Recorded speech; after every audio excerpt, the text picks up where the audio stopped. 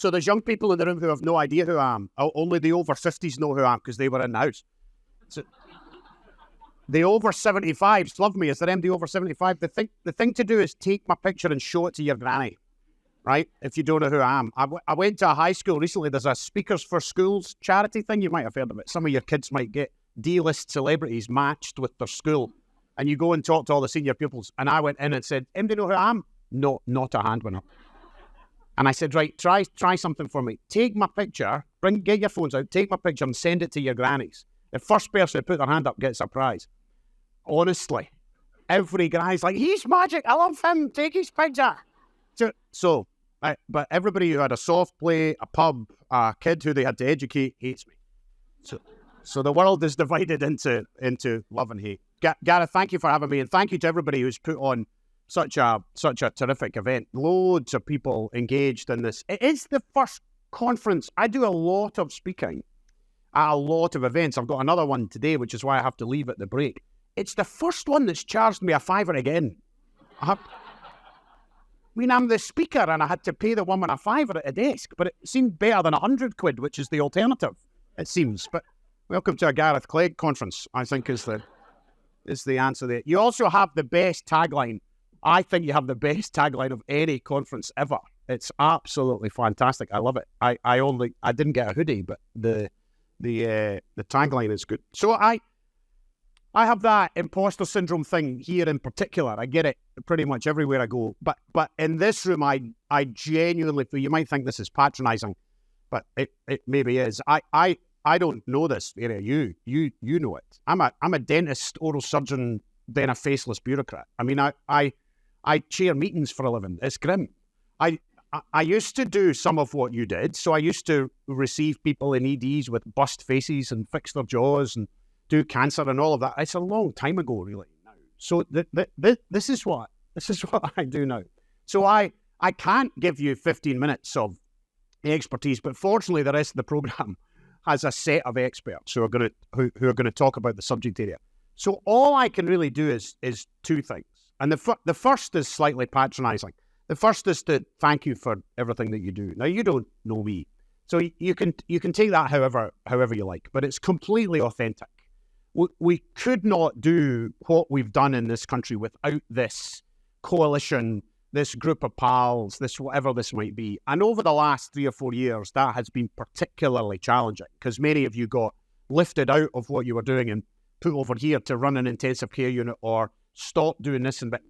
And you all adapted and worked. And some of you lost friends and relatives to this horrific global infectious disease. So the people in here still having grief reactions, people in here still having long COVID. There'll be people here who have had to deal with horror and misery, but you've stayed together as a community. So I don't want to say on behalf of the government because that sounds even worse, but on behalf of the people of Scotland who I claim to represent here, then thank you for everything that you've done. It's completely genuine. You have saved lives.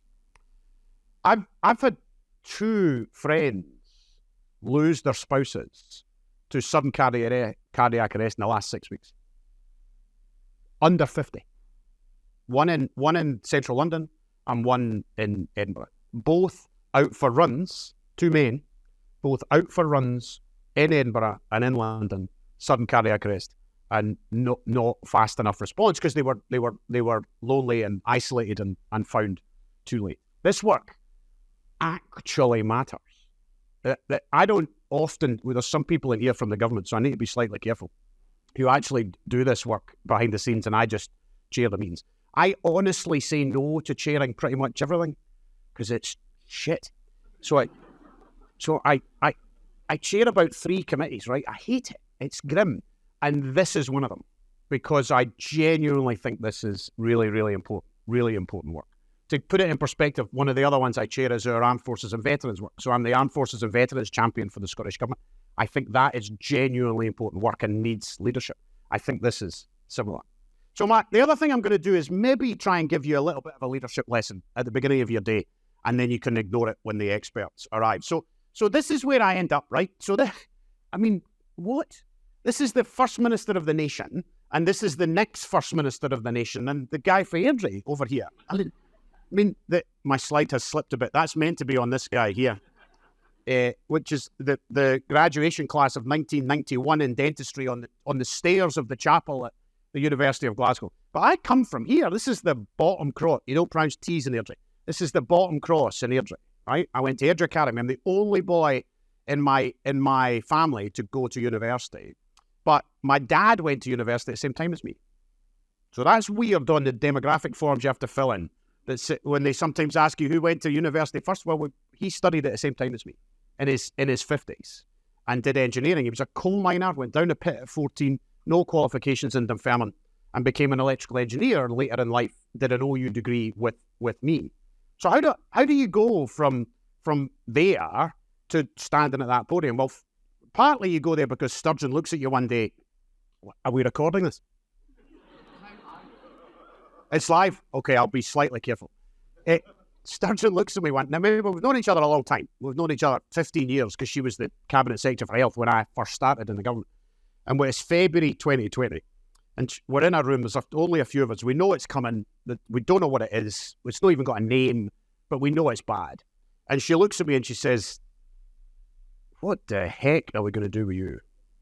And I said, "You know what you're going to do with me? You just can't face it. You're just going to have to say it out loud." And she puts her head in her hands and she says, "I know. I'm going to have to put you on the telly."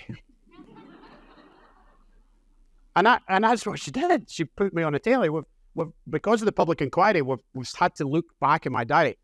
My private secretary has got to 1,500 live TV and radio interviews and stopped counting. There was a day I did 15 from 6 in the morning until 10:30 at night when I did Newsnight. I mean, it was madness. So how do you get to there? Well, my lesson is threefold. And I think it's true of this community. I think you need three things to make change or to lead. I think you need tools, stuff, expertise, intellectual stuff, courage, and pals. I think that's the three things you need. I think you need tools, pals, and courage. And I think this represents that. So let me try and do that for you in your context a wee bit with a little bit of reference back to what I've seen in my world. So I don't need to tell this crowd what we're trying to manage here, what your burning platform is. Everybody gets that. And when you describe it to the public, if I tell my dad this or you tell people, everybody gets it. And then we love a strategy. Although Miss Sturgeon once said to me, "If you bring me another pecking strategy, I'm going to..." So we like action, which is what this has done. So this is not a traditional strategy. The people in here, Gareth and others who wrote this work and did it with a little bit of help from government with lamination and printing.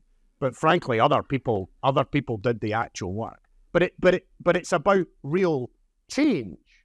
And then you form this coalition, this group of people, third sector, private sector, and public sector, and even a bit of government leadership. Because in Scotland, whether you like it or not, centrally managed, centrally funded, you need the government. You can't do it without the government. You can argue against that if you like, but that's the nature of Scottish public service. We can't do patient safety in Scotland without the health minister saying this is the thing we're going to do. So we need the politicians to do that. So you got pals together. You that's what you did. One of my mentors is a guy called Don Berwick. Some of you will know him. He was a pediatrician, formed a thing called the Institute for Healthcare Improvement in America, where I went to work, where I learned this system change thing. He tells a fantastic story of the White House calling him. So he's the chief exec of IHI. Obama gets elected on the promise that he's going to insure 50 million Americans who are uninsured, right? It becomes Obamacare. It's not Obamacare at that time, but you know roughly the story. So the White House phone Berwick and they say, "We're going to design this healthcare thing that he promised during the election. So we need you to come to the White House and help us." And it's his life's work. I mean, he says, "Right, when now? What do you want me to do?" They said, "Well, we're going to have an initial meeting of people to think about what we might do. We need you not to tell anybody because it's very controversial in the media. So just come on X day." So he goes privately, doesn't tell a soul, walks into one of these big rooms in the White House with a big boardroom table, and there's other people coming in. And he tells the story much better than me, but he says he looked round and he knew everybody. Everybody. They were his pals. He said 30 years of my professional life had led to that moment of my pals being called by the White House to do this thing. And he built relationships with the head of public health at Stanford and the lady who ran the Health and Human Services in the government and the guy who was the intensive care consultant and such. But they all knew each other.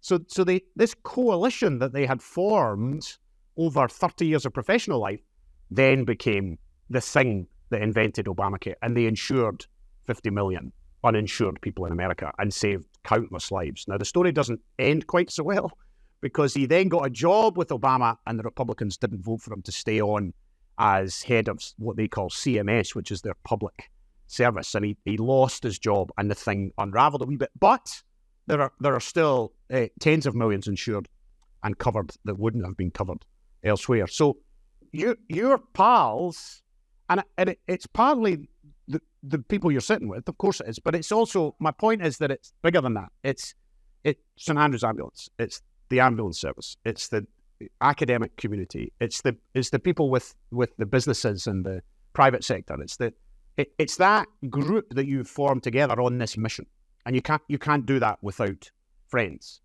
You've also got a series of tools, so you've got intellects, but Clegg excluded, but you've got some smart people who are actually doing the research. You've got teams of people, and you're going to hear from some of them internationally and locally today. So you know what to do. That wasn't what they taught me when I was a boy. They didn't teach me that. We spent. We had no, your hands are not in the right place. All that, and we spent years trying to teach people how to do respiratory resuscitation, all that to the public. I used to go and teach basic life support in dental practices all over the country. I didn't teach that. You've changed that. Research has changed the toolkit. It's made this bit of the toolkit much more important than it was when I trained. Although one of the few things I've done in my life is got these in every dental practice in the country when I used to have a proper job in dentistry. I genuinely don't have a proper job anymore. So you've got the pals and you've got the tools, and the tools keep developing. One of the challenges in COVID was that the science kept changing. One time the science changed during a Radio 4 interview and they knew and I didn't. So that's tough. So Evan Davis asks me something about vaccination and I say blah, blah, blah, blah, blah. And he said, well, it's funny you should say that because they've just published, somebody speaking in his ear, remember? They said they've just published an article that says, and I'm thinking, shit, what? That's new. That's new. I'm live on the radio. So it's tough for the public to understand that. And it's also tough for us to change and move as the science develops, which is why you need academia, but you need also the implementation of that academia, whatever it might be. So you need the courage to be able to share that new news in whatever form you do. The other thing you've got is I don't know whose brain it comes from, but this community is quite good at comms. You're quite good at marketing. And I don't say that disparagingly. I think it's crucial. I think we, at our peril, we don't take that science seriously. I had to learn during the pandemic that there are, just like there are cardiologists, there are marketing experts. So people taught me, they would say, we would go to marketing and say, we're really struggling with 40-year-olds. And they'd say, okay, we'll do something for the 40-year-olds. I said, you can't do something for the 40-year-olds. They said, no, we can. We know what they watch. We know where they walk. We know where to put the poster. We know. It's astonishing. I was asked in a parliamentary committee by a 57-year-old MSP, why are we not doing more for the teenagers? We need to talk to the teenagers more about vaccination. And I said, how would you know? Because 15-year-old communication is invisible to 57-year-olds. Completely invisible. They don't watch linear TV. They don't watch Channel 4 News. It's not how they get their information. So you are good at comms and marketing, and you should continue to do it. My third, so that's pals and tools, but you also have courage in this room. And one of the things you've done is you've started to push the boundaries of what's possible and what communities should be involved here. And I think that's crucial for you. But others know much, much more about this than me, and you're maybe going to talk about it later on. But the inclusion of the disabled community into your community, well, you didn't do that at the beginning because you sorted out other things. And now you're beginning to do that as you talk to those with lived experience, those who are customers, then you start to expand what you've done and the community that you're involved. That took quite a lot of courage because that's new. That's not conventional or linear. And you've created it with tools, pals, and courage. You've created a movement, but not just a movement for a movement's sake. You've done it to actually have outcomes. And others will, I nearly put all the data slides on about how many people have been trained and what, but others are better at that than me. And you'll see that and hear that later today. But it is inspiring. And you don't stop. You continue to push those boundaries. I mean, nobody would have thought this possible. And you'll hear a bit later about how that's gone. So this is imposter syndrome in a slide. This is Homer Simpson, for those of you who don't watch The Simpsons. And that's what it feels like sometimes to be in this world. And it also, two closing points, one of which is a bit of advice from that 14-year-old father of mine, whose stories are mostly made up, but I'm going to tell you one of them anyway.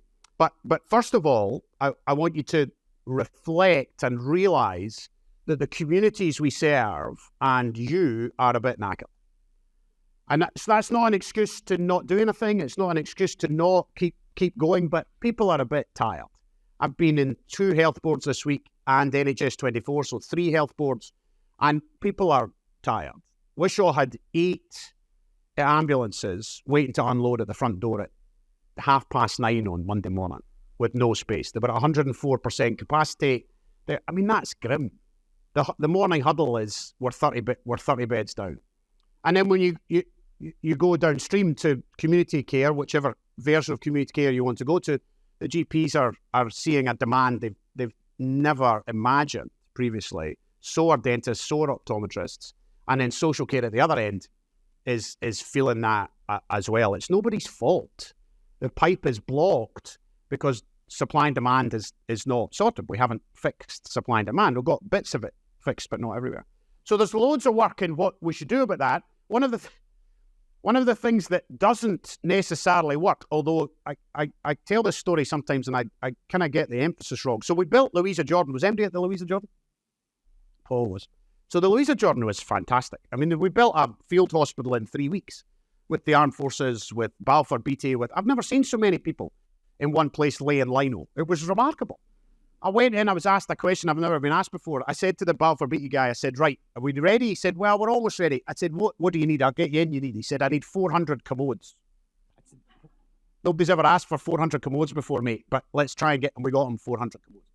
But when we set up the Nightingales in England and Wales and the Louisa Jordan in Scotland, companies started to give us free stuff just because we were on the telly all the time. So Lindt gave us more Lindt bunnies. I'm not sure if you got any Lindt bunnies. We had more Lindt bunnies than you've seen in your whole life. Millions of the damn things. Now, I'll take a free Lindt bunny. That's fine. And there was a guy set up a cappuccino stall, and this boy did fitness classes every morning. Satellite zoomed out to all the centres. It was great. I showed this slide about health and well-being at an event, and a old, gnarly orthopaedic surgeon put his hand up at the back. And you know exactly who it was. Some of you even. And Siri's telling me to shut up. And he said, I was at the Queen Elizabeth 4 miles away, and I never got any of your fucking Lindt bunnies. So we did it for the new shiny place, but we didn't do it for the people who are working every day, of course. And of course, take the Lindt bunnies, but let's not confuse that with health and well-being. People want a shift that ends when it said it was going to end. Time to see their kids. They want a decent wage. They want a decent career structure. That's well-being. And they want pals. They want a mission that they can do together. If you care about that health and well-being thing, then Institute for Healthcare Improvement, where Berwick worked, where I had the privilege of working, have a wonderful thing called, now, it's not going to catch on in Scotland. The Americans call it joy in work. That's not going to work here. That phrase is not going to work here. Okay, but you get the idea of what it is. And it's really good. The package, the model they've used is really quite good. So they talk about eating together, they talk about teamwork together, but they also talk about terms and conditions and wages. You've got to feel part of a mission. And I think that applies in this room. And if you care, you can find it on IHI's website. They have white papers that are their key thinking, and joy in work is one of them. And I think this is evidence of exactly that. The fact you come together and have worked on these things. So I'm going to finish with one story, because I think sometimes the challenges feel overwhelming. we're going to move to fix cardiac arrest in the community. We're going to change the nature of patient safety. We're going to fix... And here we are, and you're the nurse, the doctor, the clinical director, and you're a bit of power. It's really hard to know what to do next. And my father gave me this advice many years ago, and he used a story that I have checked, and it is mostly true. So golf, you're familiar with the sport. It is invented in Scotland. The rules of golf are made in St Andrews every year. So St Andrews write the rules of golf and they send it out to every golf course in the world. But it's about how many clubs you can have, what size the ball can be, right? So the rules of golf are universal. And St Andrews in Scotland decides what they are. A group of probably middle-aged white men decide what those rules should be, much like the rest of the world, unfortunately. However, if you're a golfer, you'll know that if you go to a new golf course, you're given the local rules. And those local rules might be on the wall, or it might be in a wee leaflet, because there's an oak tree up the first, or there's a river up the third, or, yeah, because St Andrews don't know that. So there has to be local rules everywhere you go. So this is Bombay Golf Club. Bombay Golf Club. And we gave them golf when we stole all their natural resources, when we invaded them. The only thing we gave them back was golf. Wasn't that nice of us? The English gave them cricket, we gave them golf. And we stole all their coal and diamonds and everything. So that's a whole other lecture. But Bombay Golf Club has a problem that St Andrews doesn't have. It has monkeys on the golf course. And if you look up monkeys at the back of the rule book, it doesn't tell you what to do if the monkey takes your ball. So if the monkey runs away with your ball, what is that good? Bad? What if it runs towards the hole? That might be good. If it runs up a tree, you're stuffed. So rule 8 in the Bombay Golf Club: play the ball where the monkey drops it. Do you get my metaphor and my father's advice? I spend an inordinate amount of time with people complaining about other people, either about their manager or those they manage or their peer group. Or, honestly, it's exhausting, particularly vascular surgeons, but that's a different lecture again. So you can complain all you like. Complain all you like about, I haven't got enough money. It's not enough resource. These people don't listen. They don't like my agent. Shut up. Play the ball where the monkey drops it. Fix the bit of the puzzle you've been given the power over. Now, that might be quite an expansive group because you've got 300 people and you're on a mission. Or it might be in your work, in your family, in your office. That might be the power you have today. So my father's advice, which I pass on to you if you want it, is play the ball where the monkey drops it. Thank you for listening.